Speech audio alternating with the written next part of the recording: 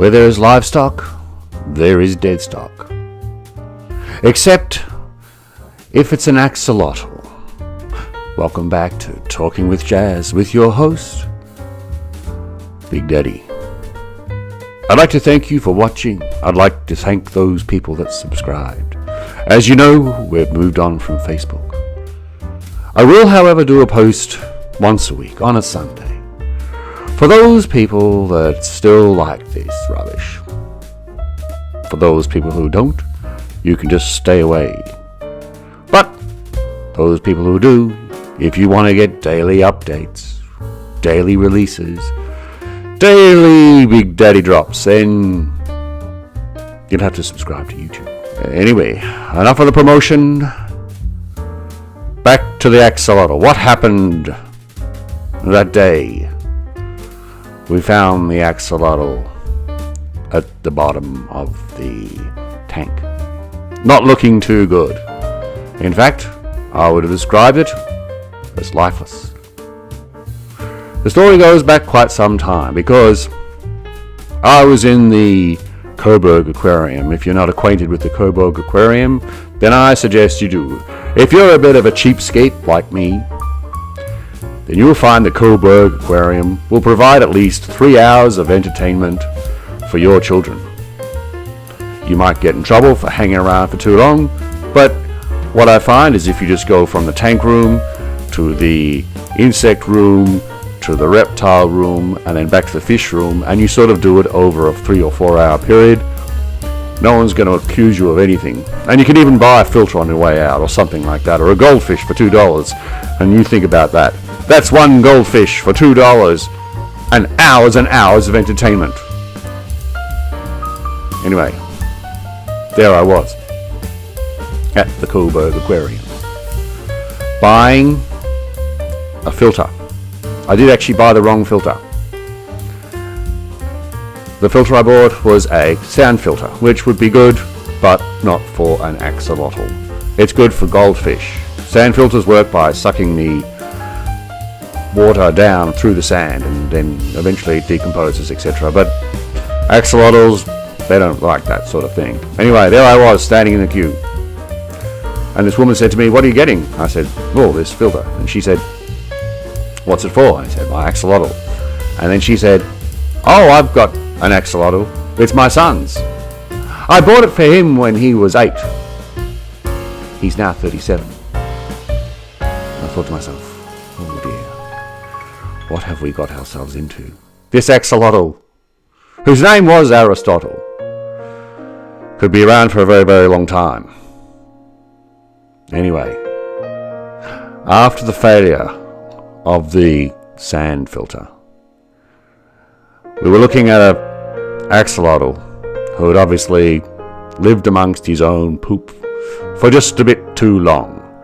And also, having an amateur axolotl carer being my daughter, and I guess me being her mentor, meant that axolotl was probably going to have a hard life, as much as I didn't want it to. So, I picked him up out of the tank.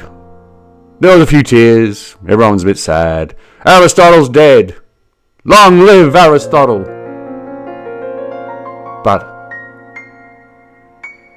I had some hope, because it was only a day or two before that I saw him eating.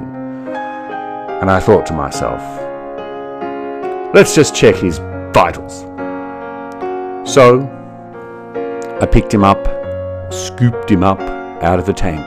His lifeless, slimy, disgusting body. Yuck. Anyway, I put him into an ice cream container. And realizing that the problem with him, if there was any problem with him, apart from him being dead, was that he wasn't getting enough oxygen because the water down the bottom of the tank where he was lying on his side was probably not enough oxygen. And they rely on oxygen. Their lungs are on the outside. It's a very strange animal. But anyway, we're not going to talk about Mexican amphibians today. We're talking about resurrection. That's right. So I popped him into the ice cream container.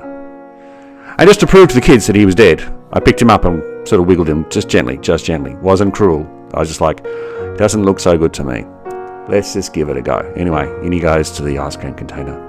The kids were like, yeah, whatever, Dad.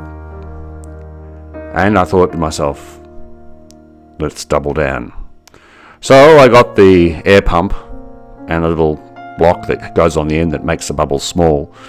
And I put that into the ice cream container. And so there was Axolotl, looking pretty much dead, on his side, and a bubbling bubble. So he was sort of like he was in a little bit of a spa bath, I guess you could say.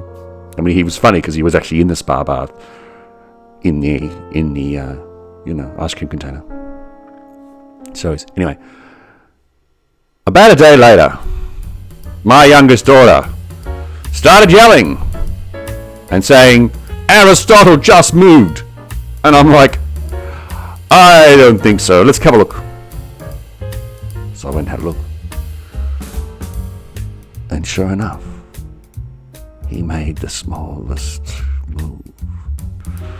Just enough to prove to me that he was, in fact, alive. He'd come back from the dead.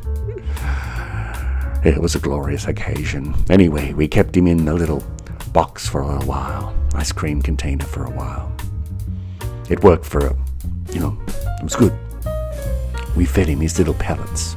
He likes pellets. And then I thought, oh no, we really are going to have this for the next 20 years. And I'm going to be like, yeah, kids, the axolotl's still going. Does anyone love this thing? He's grown a new leg because, apparently they grow legs, their own legs. Again, we're not going to talk about the biology of axolotls. It's beyond me. They're amphibious, but they've got legs, and they're in the water, and they breathe air, and they breathe water. Anyway,